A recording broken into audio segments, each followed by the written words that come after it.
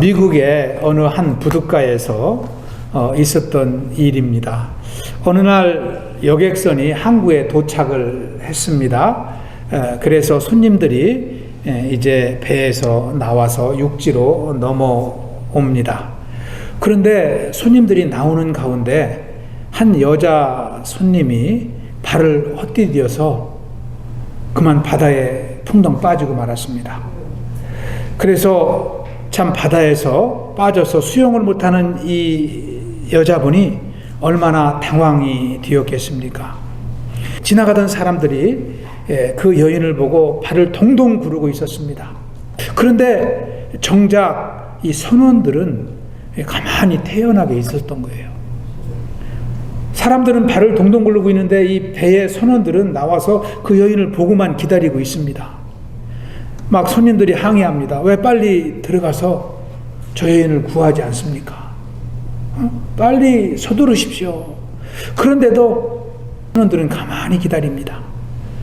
그러는 가운데 그 물에 빠진 여인은 물속에 들어갔다 나왔다 들어갔다 나왔다 아주 위급한 순간을 보내고 있는 것이었습니다. 얼마 지나자 여인은 이제 잠잠해졌습니다. 힘이 빠져서 물속에서 기다리고 있었던 것입니다. 그것을 보자 선원 중에 한 명이 아주 빠르게 다이빙을 해서 그 여인을 구조해서 밖으로 나왔습니다. 사람들이 말을 합니다. 그렇게 구조할 거면 빨리 들어가서 구조를 했어야지 이렇게 힘들게 하고 구조에 나옵니까? 그때 선원이 하는 얘기가 저도 빨리 들어가 구조하고 싶지만 막 혼자 나오려고 막 힘을 쓸 때는 누가 들어가도 위험합니다. 둘 다 위험에 빠집니다. 타이밍을 맞춰서 들어가야 여인도 안전하게 구조할 수 있습니다. 여러분, 전도에도 타이밍이 있다는 것입니다. 여러분, 구원받지 못한 사람인 것을 우리가 분명히 알지만 그 사람이 복음에 관심이 없고 자기의 계획에 의해서 열심히 살아갈 때는 우리가 아무리 복음을 전해도 받아들이지 않습니다. 그래서 전도를 할 때도 보면은 우리가 기다려야 될 영혼들이 있습니다. 전도를 하는데 받아들이지 않는다고 우리가 막 이렇게 발만 동동 굴러서는 되는 일이 아니라는 것이죠. 기다릴 때 인내심을 가지고 그 영혼을 품고 기도하며 하나님의 때를 우리가 기다려야 될 줄로 믿습니다. 오늘은 전도 설교 두 번째 시간입니다. 저와 여러분이 복음 전도의 열정으로 뜨거워질 수 있길 기도합니다. 우리가 뜨거워져야 남들을 뜨겁게 할 수 있습니다. 여러분 모두 구원 받으셨죠? 할렐루야. 여러분은 어떻게 해서 구원을 받으셨습니까? 벌써 막 간증이 막 이쪽 저쪽에서 나옵니다. 오늘 말씀 13절에 보면은요, 구원받는 비결을 말씀하고 있습니다.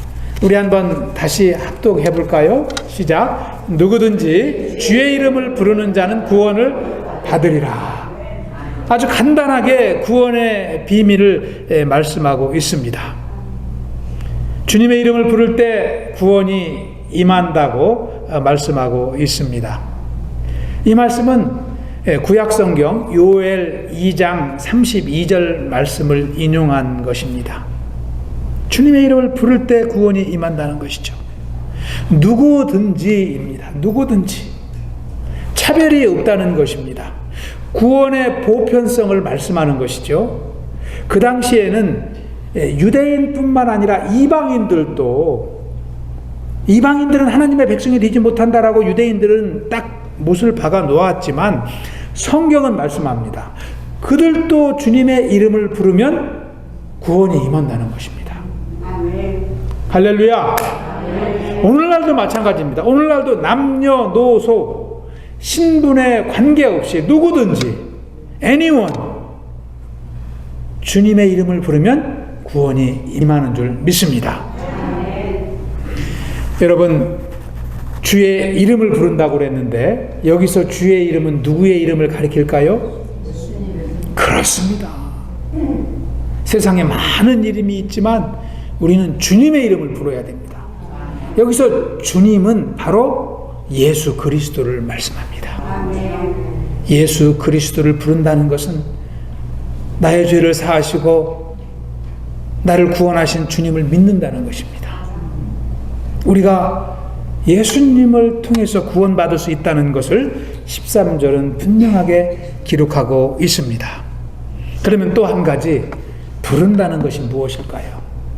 부른다는 것이, 아까 말씀드렸듯이 믿는다고도 해석할 수 있습니다.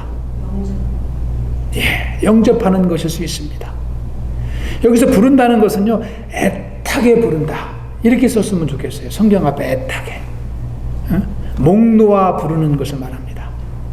그냥 지나가는 사람 부르듯이 그냥 부르는 것이 아니라 간절하게 호소하는 것을 말합니다. 우리가 주님의 이름을, 예수님의 이름을 그렇게 간절히 부를 때 주님께서 생명의 복을 허락하신다는 것입니다. 또 부른다는 말은 예배한다는 원어의 의미가 있습니다. 워십이라는 의미가 있습니다. 우리가 주님을 예배할 때에 하나님께서 생명의 복을 저와 여러분에게 선물하신다는 것입니다. 또 예배한다는 것은 찬양하는 것입니다. 영광을 올려드리는 것입니다. 다시 말씀드리면 우리가 하나님을 찬양하고 영광 올려드리듯이 예수님을 찬양하고 영광 올려드릴 때 예수님을 통한 구원의 생명이 저와 여러분에게 임한다는 것입니다. 하나님은 지금도 참된 예배자를 찾으십니다. 저와 여러분이 주님을 신령과 진정으로 예배하는 예배자로 살길 주님은 원하십니다. 예수님은 사마리아 여인에게 이런 말씀하십니다. 하나님께 참되게 예배하는 자들은 영과 진리로 예배할 때가 오나니 곧 이때라. 아버지께서는 자기에게 이렇게 예배하는 자들을 찾으시느니라. 저와 여러분이 구원받고 오늘 이 복된 주일 주님 앞에 나와서 하나님을 예배하고 찬양하고 우리 성도 간의 교제의 삶을 사는 것이 얼마나 축복된 인생입니까? 13절은 부를 때 구원이 임한다고 하지만 로마서 9장 9절 10절은 아주 잘 풀어서 말씀합니다. 첫째는 9절에 보시면 예수 그리스도를 주님으로 시인해야 된다는 것입니다. 네 입으로 예수를 주로 시인하며 그랬습니다. 여기서 주라는 헬라어 언어는요, 퀴리오스라고 하거든요. 퀴리오스. 근데 이 단어는 존칭입니다. 존칭. 영어로 말하면 sir 이렇게 말하는 것이죠. Yes sir 이렇게 하잖아요. 높은 분들에게 이렇게 아랫사람이 대답할 때는 sir라는 것을 붙입니다. 이 영어의 sir와도 같은 것이 주님이라는 단어예요. 그래서 2000년 전에는 로마 시대에는 로마 황제를 부를 때도 이 퀴리오스라고 불렀습니다. 아주 높은 사람이거든요. 그리고 이 말은 하나님을 부를 때도 주의 백성들이 사용했던 존칭어입니다. 그래서 예수님을 주님으로 부른다는 것은요, 무슨 뜻이 있느냐면 저와 여러분이 예수님을 우리 인생의 가장 높은 분으로 찬양합니다. 영광 돌립니다. 그런 뜻입니다. 여러분 예수님을 주님으로 고백하십니까? 저와 여러분이 이 땅을 살아가는 동안 영원히 예수님을 주님으로 모시는 축복이 있기를 축원합니다. 또 두 번째 보면은 하나님께서 그를 죽은 자 가운데서 살리신 것을 내 마음에 믿으면 그랬습니다. 믿으면 어떻게 된다고요? 구원을 받는다는 것입니다. 분명하게 기록하고 있지 않습니까? 하나님께서 그를 죽은 자 가운데서 살리신 것, 여기서 그는 누구입니까? 예수님이죠. 십자가에 돌아가신 예수님이죠. 그런데 그 예수님이 무덤에 묻히셨을 때 하나님께서 3일 만에 그를 살리십니다. 즉 예수님의 부활을 믿는 자들에게 구원이 임한다는 거예요. 여러분 예수님이 죽고 부활하신 것을 믿으십니까? 예수님의 생명이 여러분 안에 있는 것을 믿으십니까? 구원받은 백성입니다. 부활을 믿는다는 것은요, 예수님이 지금도 살아계시다는 것을 믿는 것입니다. 할렐루야. 예수님은 2000년 전에 베들레헴에서 태어나셨습니다. 나사렛에서 성장하시고 갈릴리에서 사역을 하셨습니다. 그리고 십자가에 달려 돌아가셨습니다. 그렇게 사셨던 예수님이 지금도 사신다는 거예요.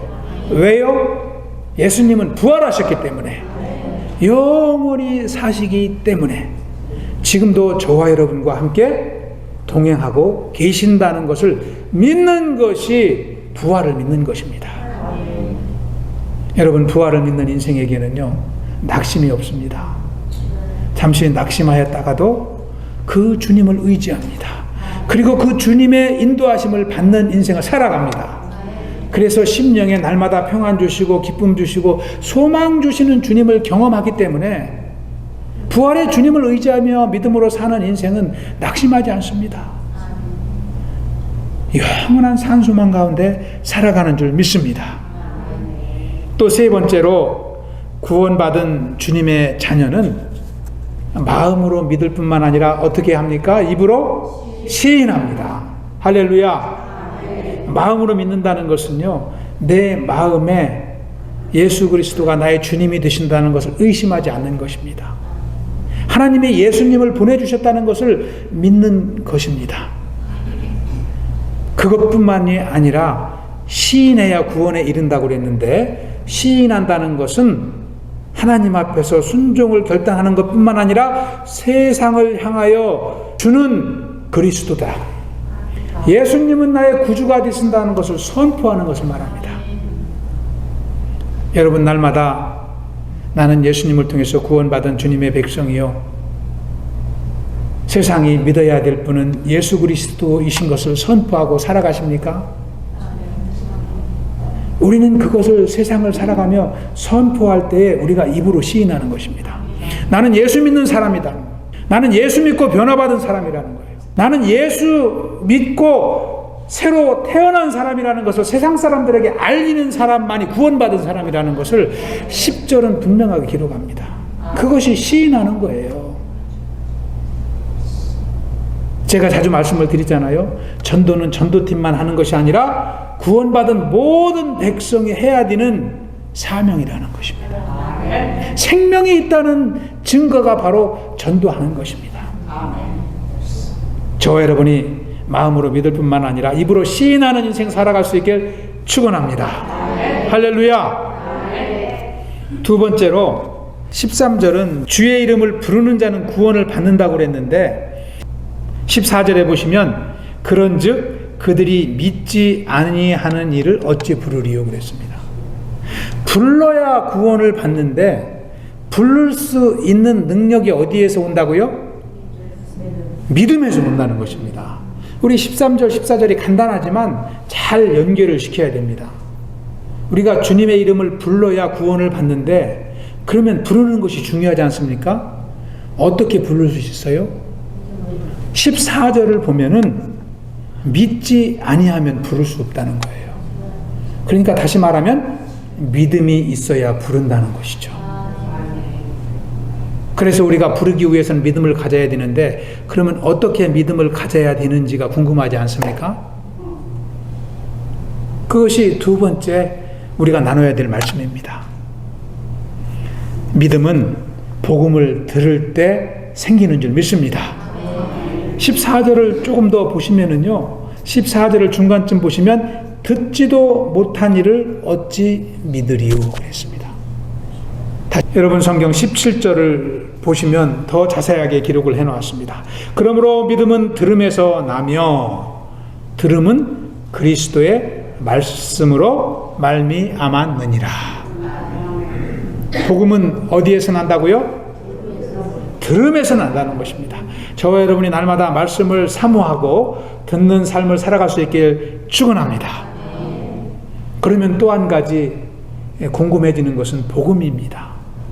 복음을 들어야 믿음이 생기고, 믿음이 있어야 주님을 부르고 구원을 받는데, 그러면 복음이 무엇일까요? 여러분은 다 구원을 받으셨기 때문에 이미 복음이 무엇인지 알지만, 우리가 이 복음을 간결하고 정확하게 전파해야만이 듣는 사람들이 복음을 이해하고 믿음을 갖습니다. 여러분, 복음은 한마디로 예수님이라고 그랬습니다. 예수님. 조금 더 설명을 하면 예수님께서 십자가에서 우리의 죄를 위해서 돌아가시고 3일 만에 우리에게 영생을 주시기 위해서 부활하신 것입니다. 다시 말씀드리면 예수님의 십자가의 죽음과 부활이 저와 여러분에게 복음인 줄 믿습니다. 할렐루야. 로마서 3장 23절에는 모든 사람이 죄를 범하였음에 하나님의 영광에 이르지 못하더니 그렇게 기록을 하고 있습니다. 저와 여러분은 예수 믿기 전에는 다 죄 아래 죽은 인생이었습니다. 죽은 인생이었습니다. 멸망길로 가는 인생이었는데 예수님께서 저와 여러분의 죄를 다 짊어지시고 사하시기 위해서 십자가에서 돌아가셨습니다. 죄는 핏값을 요구합니다. 희생이 있어야 됩니다. 그래서 예수님이 죽음으로 희생을 하신 것입니다. 그리고 부활하심으로 영생을 선물하셨습니다. 아무 조건 없이. 저와 여러분의 죄 짓고 있을 때 주님은 이미 돌아가시고 이미 용서하시고 저와 여러분을 구원하신 것입니다. 여러분, 예수님께서 우리 죄를 사하시기 위해서 십자가에 돌아가신 것이 여러분에게 기쁜 소식이 됩니까? 여러분에게 기쁜 소식입니까? 그래서 복음입니다. 굿뉴스입니다. 복음은 굿뉴스입니다. 예수님이 돌아가셨을 뿐만 아니라 무덤에 묻히시고 3일 만에 다시 살아나셔서 부활의 첫 열매가 되시고 저와 여러분에게도 부활의 생명을 선물하신 것이 저와 여러분에게 기쁨이 되십니까? 할렐루야. 그래서 예수님의 십자가의 죽음과 부활은 저와 여러분에게 복음입니다. 구원 뉴스가 되는 것입니다. 그런데 오늘날 저와 여러분이 살아가는 이 시대는 종교다원주의 사상이 팽배한 시대입니다. 예수님만이 아니라 다른 종교에도 구원이 있다고 믿는 사람들이 많은 시대입니다. 여러분, 그들에게 우리는 분명한 복음을 전해야 될 줄로 믿습니다. 예수님의 죽음과 부활을 직접 목격했던 사도 베드로는 분명하게 복음의 메시지를 선포하며 살았습니다. 사도행전 4장 12절에 보면은 우리 함께 합독해 보겠습니다.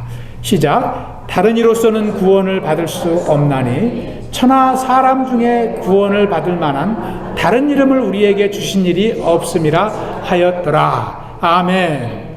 예수님만이 구원을 허락하시는 주님이신 줄 믿습니다. 예수님도 자기 자신에 대해서 분명하게 말씀하셨습니다. 요한복음 14장 6절에서 보시면 예수께서 이르시되 내가 곧 길이요 진리요 생명이니 나로 말미암지 않고는 아버지께로 올 자가 없느니라.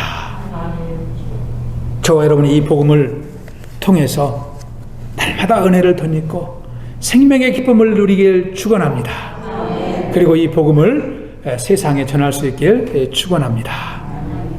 세 번째로, 그러면 구원받은 인생의 사명은 무엇일까요? 그렇습니다. 한번 따라 해보겠습니다. 구원받은 자의 사명은 복음을 전하는 것이다. 15절을 여러분 다시 한번 보시기 바랍니다. 보내심을 받지 아니하였으면 어찌 전파하리요? 기록된 바 아름답도다 좋은 소식을 전하는 자들의 발이요 함과 같으니라. 전파하지 못하면 들을 수 없다는 것입니다. 복음을 전폐해야 복음을 듣고 믿음을 던지고 또 주님의 이름을 부르고 구원을 받는데 전도자가 없으면 복음 역사는 일어나지 않는다는 것을 15절은 분명하게 말씀합니다. 그리고 전도자의 삶을 뭐라고 표현하고 있습니까? 아름답도다. 아름답도다. How beautiful they are. 우리 한번 해보겠습니다. 아름답도다. 저와 여러분의 삶이 아름다운 삶이 되시길 축원합니다. 더욱 아름다운 삶이 되시길 축원합니다. 여러분, 전도 열심히 하시는 분이 많습니다. 여러분 어떻게 전도하고 있습니까? 어떻게 전도를 해야 가장 효율적으로 전도를 할 수 있을까요? 이것이 또한 우리의 기도 제목입니다. 전도의 방법에는 참 많이 있습니다. 하루 종일 설명해도 전도의 방법을 다 설명할 수가 없을 정도로 많이 있습니다. 그리고 시대별로, 지역별로 전도의 방법이 다 다릅니다. 무조건 복음을 들고 나아가야 효율적인 전도가 되는 것이 아니라 아프리카에서 전하는 전도 방법이 다르고요. 한국에서 하는 전도 방법이 다르고요. 유럽과 미주, 남아메리카 다 다르게 적용해야 됩니다. 그리고 문화별로 전도의 방법은 다 다릅니다. 물론 복음을 무조건 전하면 복음이 전달될 수 있지만 효율성이 떨어지는 것이죠. 여러분 어떻게 전해야 우리 지역에서 복음을 잘 전도할 수 있을까요? 저는 이민 목회를 하면서 이민자들의 삶을 이렇게 많이 가깝게 지켜볼 수 있었습니다. 특별히 저는 텍사스에서만 목회를 했기 때문에 텍사스 이민자들의 삶을 좀 어느 정도 많이 알게 되었습니다. 여러분도 아시겠지만 대다수 이민자들은 우리 교회의 성도님들은 뭐 이렇게 은퇴하신 분들도 많으시기 때문에 꼭 그렇지는 않을 수 있지만 대다수의 이민자들은 바쁘게 살아갑니다. 특히 종사하는 일이 참이 사무직, 정시 퇴근하고 정시 출근하는 그러한 사무직도 있지만 많은 이민자들이 우리 지역 안에서는 이 개인 비즈니스나 또 이제 비즈니스 업체에 함께 일하는 분들이 많기 때문에 대부분 10시간 이상씩 일하는 분들이 많습니다. 때로는 투잡을 뛰는 분들도 많이 보았습니다. 그렇기 때문에 일 가운데 바쁘게 살아가고요. 또 일로 인해서 늘 피곤한 시간을 보내고 있는 것이 현실입니다. 그리고 대개 이민을 오는 목적이 보면은 이 물질적 목적과 많이 연관이 되어 있습니다. 그냥 관광으로 이민 온 사람들은 거의 소수입니다. 대개 비즈니스나 아니면 자녀 교육이나 또 이 직장이나 일과 연관이 되어 이민을 오기 때문에 이민의 삶은 오히려 한국의 삶보다도 더 물질지향적일 수 있습니다. 출세지향적일 수 있습니다. 이민의 삶에서 꼭 성공하려고 하는 분들이 많이 있다는 것입니다. 그래서요, 그러한 이민자들에게 복음을 전할 때 우리가 그냥 단순히 지나가다가 전도지 한 장을 주고 예수 믿으세요 하고 전도를 한다고 해서 큰 효과는 없다는 것입니다. 그러한 전도를 지속적으로 해보신 분들은 효과가 없고 열매가 없다는 것을 많이 체험하실 수 있었을 것입니다. 그럼 어떻게 전도해야 될까요? 저는 이 관계를 아주 중요시합니다. 이것은 제가 강조하는 것이 아니라 성경에서 예수님이 하셨던 방법이고요. 사도들이 했던 방법입니다. 바울이 사용했던 방법입니다. 그것이 바로 관계 전도입니다. 그래서 우리는 전도에서 복음을 전하면서 염두해야 될 것은 그 사람과의 관계를 늘 생각해야 됩니다.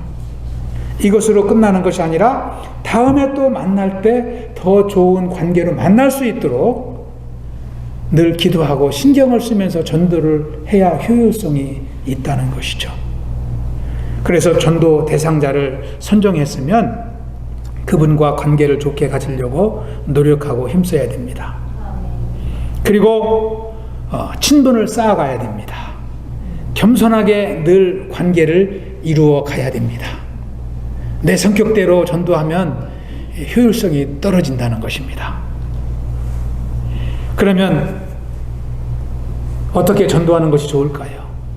물론 우리가 전도에 날을 잡아서 전도도 하지만 삶 가운데 그분을 기억하고 관계를 맺어가는 것이 참 중요합니다.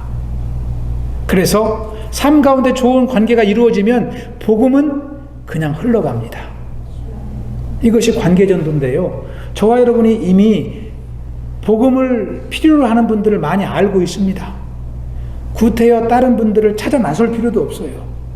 이미 알고 있는 분들을 위해서 기도하고 삶 가운데 깊은 관계로 삶의 패턴을 바꾸면 저와 여러분의 삶을 통해서 이미 관계전도가 일어나는 것입니다. 복음이 흘러가는 것입니다. 여러분, 그러면 여러분이 또 다른 전도 대상자를 찾을 때 여러분은 어떻게 찾습니까? 전도 대상자는 누가 될까요? 첫째는 불신자가 전도 대상자입니다. 믿지 않는 자지요. 믿지 않는 분들을 좀 더 이렇게 설명을 드리면 예수님을 모르는 사람입니다. 뭐 어디에 있든, 교회에 있든 교회 밖에 있든 예수님을 모르는 사람은 다 불신자입니다. 그리고 예수님을 믿지 않는 사람이 불신자입니다. 이러한 사람들을 가리켜 우리는 잃어버린 자다, 이렇게 말합니다. 잃어버린 자다, 그렇게 부릅니다. 더 정확하게 말하면 영적인 죄인입니다. 영적인 죄인이고요, 또 죽어있는 영혼이라고 말할 수 있습니다. 이것이 불신자입니다. 요한복음 3장 6절에 보면 분명하게 이것을 기록하고 있습니다. 육으로 난 것은 육이요 영으로 난 것은 영이니, 그랬습니다. 예수님을 모르는 사람들은 영으로 아직 태어났지 않기 때문에 육신의 생명만 덧입고 영적으로는 죽어있는 사람이라는 거예요. 우리는 이분들을 찾아서 복음을 전해야 되는 것이죠. 얼마나 이게 귀한 일입니까? 영적으로 태어나지 못한 사람들을 전도의 대상자로 삼아야 됩니다. 한 집에 살아도 옆집에 살아도 예수님으로부터 다시 태어나지 않으면 저와 여러분과는 너무 먼 거리에 사는 인생입니다. 육신으로는 가까워 있지만 영혼이 너무나 멀리 떨어져 있는 인생이라는 거예요. 우리는 그들을 상한 목자의 심정을 가지고 품고 기도하며 복음을 전해야 됩니다. 두 번째 전도 대상자는 낙심한 영혼입니다. 교회 다니다가도 낙심한 사람들이 많이 있습니다. 우리 쿠부 지역에도 낙심한 사람들을 많이 볼 수 있습니다. 특히 3년간에 걸쳐서 코로나가 스치고 지나가는 과정에 신앙생활에 낙심한 사람들이 많이 생겼어요. 교회의 3분의 1의 인원이 한국교회가 다운이 되었습니다. 그분들 중에는 신앙생활을 하다가 분명한 구원의 확신이 없어서 낙심하고 신앙생활을 삶의 일부로 생각하고 바쁠 때나 힘들 때는 신앙생활을 그만두는 거예요. 예수님을 만나지 못했기 때문에 불신자와 다를 바가 없다는 것이죠. 이분들이 낙심자예요. 낙심한 분들이에요. 쉽게 신앙생활을 중단합니다. 포기합니다. 우리는 이분들에게 관심을 가져야 될 줄로 믿습니다. 하나님께 기도하고 낙심자들이 새롭게 회복되어서 생명의 복음 안에 분명히 설 수 있도록 우리는 전하고 기도해야 될 줄로 믿습니다. 세 번째 우리 전도 대상자는 저는 실질적인 것을 말씀을 드리는 것입니다. 우리가 실질적으로 기도해야 될 대상자는 교회를 정하지 못한 사람들입니다. 예수를 믿지만 교회를 정하지 않는 분들이 많이 있습니다. 물론 그분들의 믿음이 없다고 우리가 확신 있게 이야기할 수 없습니다. 그렇지만 대다수의 사람들이 교회를 정하지 못하는 이유는 하나님의 말씀 안에 분명히 서 있지 못하기 때문입니다. 하나님의 말씀을 전체적으로 이해하지 못하기 때문인 경우가 많이 있습니다. 제가 에베소서 설교를 할 때도 말씀을 드렸습니다마는 하나님은 우리를 개인적으로 만나고 불러주셨지만 우리를 공동체로 묶어주셨습니다. 우리 101 클래스에서도 제가 첫 번째 말씀을 드리는 것이 무엇입니까? 우리는 하나님의 가족이라는 거예요. 가족. 하나님의 가족이라는 거예요.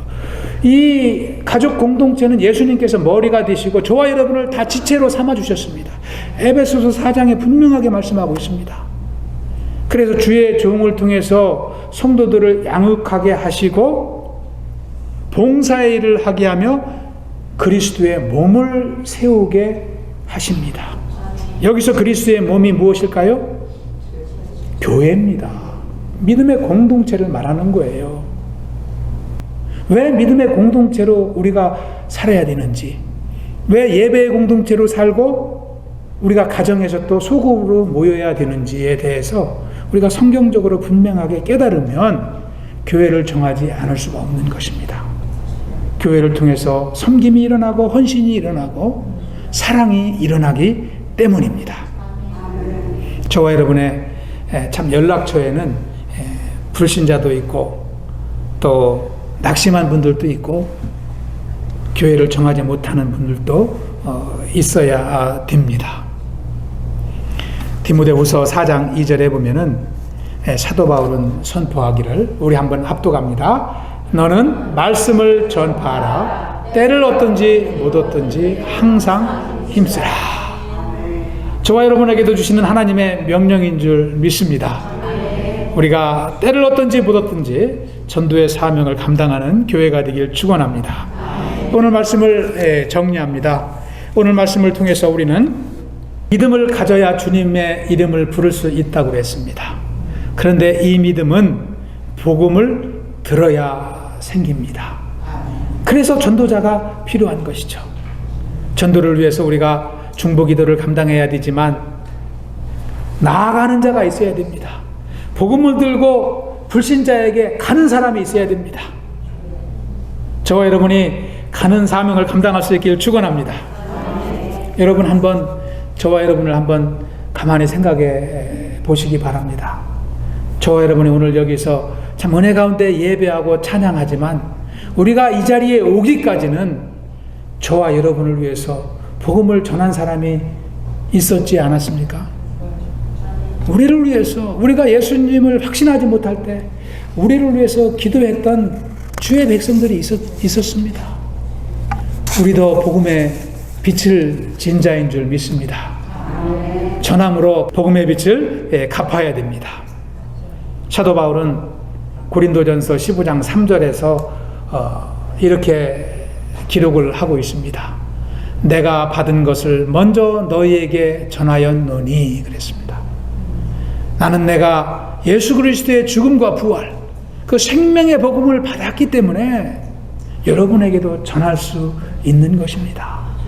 나는 이 전하는 사명을 감당하고 있습니다. 이렇게 고백을 하고 있습니다.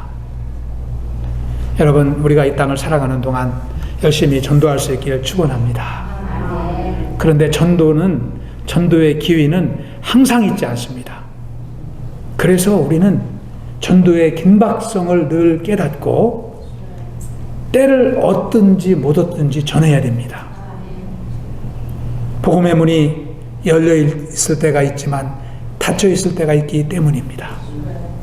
여러분, 수건 돌리기 옛날에 해보신 분 있으십니까? 수건 돌리기? 저 어렸을 때 이 누님들하고 형제들하고 많이 해봤는데요. 내가 수건을 잡고 이렇게 원을 돌다가 한 사람 뒤에다 아무도 몰래 수건을 탁 떨어뜨려 놓습니다. 그리고 또 한 바퀴 돌아요. 그런데 이 한 바퀴 돌 동안 자기 뒤에 수건이 있는 것을 딱 알아야지, 그걸 모르고 가만히 있다가 술래가 한 바퀴 돌아와서 딱 타치를 하면은 내가 술래가 되는 거예요. 시간은 술래가 한 바퀴 도는 시간밖에 없습니다. 2000년 전에 오신 예수님이 다시 딱 오시면 전도의 문은 닫혀버리는 거예요. 우리가 전하지 못한 영혼들은 어떻게 될까요? 불과 유황에 타는 못에 참여하는 멸망의 길로 가는 것입니다. 19세기 침례교 전도자였던 D.L. 무디를 여러분 아시죠? 그분이 한 번은 시카고에서 집회를 했습니다. 한 번은 성령님이 오늘 저녁에 하나님의 심판에 대한 주제로 설교를 하라, 그런 감동을 주십니다. 복음을 믿으면 구원받지만 믿지 않으면 심판받는다는 것을 오늘 저녁 선포하라는 거예요. 근데 이 하나님의 심판에 대한 메시지는 그 다음날 저녁 설교로 준비가 되어 있거든요. 그런데 성령님께서 오늘 왜 갑자기 그것을 하도록 하셨을까? D.L. 무디는 그렇게 생각을 합니다. 그런데도 내일 하면 되지 하고 오늘 준비한 설교를 하고 집회를 마쳤다고 합니다. 그런데 시카고에 큰 화재가 일어납니다. 이 화재는, 시카고 대화재는 19세기 가장 큰 화재로 기록이 됩니다. 역사상으로 300명 넘는 사람이 죽고 10만 명이 넘는 사람들이 집을 잃었다고 그래요. 이 인생의 앞날은 아무도 모릅니다. 우리가 오늘 말씀을 마치면서 다시 한번 우리 가족 중에 복음이 필요한 영혼을 한번 생각하고, 우리 형제와 자매 중에 또 우리 이웃 중에 누가 이 복음이 필요한지 우리는 다시 한번 기억해야 될 줄로 믿습니다. 그리고 그들을 위해서 간절하게 기도하고 그자 가야 됩니다. 우리가 전하지 않으면 그들은 주의 이름을 부를 수가 없습니다. 구원받을 수가 없습니다. 저와 여러분이 알고 있는 전도 대상자는 하나님께서 저와 여러분에게 맡겨주신 영혼입니다. 다른 사람에게 의리하면 안 돼요. 모기전도팀에게 부탁하면 안 됩니다. 여러분이 기도하고 전해야 됩니다. 우리 안에 있는 생명의 복음을 전해야 됩니다. 우리 한번 해보겠습니다. 어찌 믿으리요? 복음을 전해야 합니다. 우리가 더욱더 전도에 대한 사명을 갖고 나아갈 수 있길 기도합니다. 우리가 작정하고 기도하면 성령님께서 동행하십니다. 우리와 함께 동행하시고 우리의 입술을 열어 전파하게 하시고 전해진 복음이 믿어지는 역사로 충만케 하실 줄로 믿습니다. 기도하겠습니다. 아버지 하나님 감사합니다. 오늘도 참 로마서 말씀을 통해서 복음 전도의 사명을 다시 한번 덧입게 하시니 감사를 드립니다. 우리에게 구원 주신 하나님의 은혜를 기억하는 삶이 되게 하시고 또 우리에게 허락하신 이 생명의 복음을 전하는 인생을 살아갈 수 있도록 인도하여 주시옵소서. 감사하오며 예수님 이름으로 기도하옵나이다. 아멘.